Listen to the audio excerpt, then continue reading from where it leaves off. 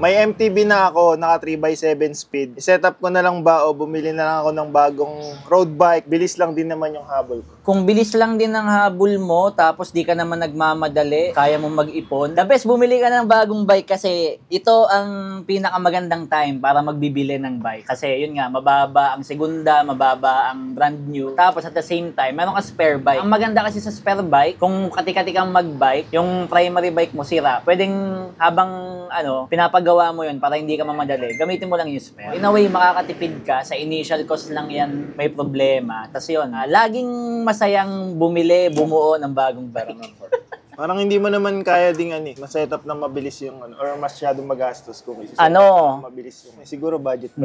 Parang yan meron din kasing times na hindi sulit ng gastusan ng isang bike. Halos lahat papalitan mo. Tapos yung pala, ang masama, minsan syempre bibili kang pyesa, bibili ka ng kung ano-ano, hindi pala compatible. So mas okay, magsimula ka na lang sa blank slate. Kasi yon at least mapag-aaralan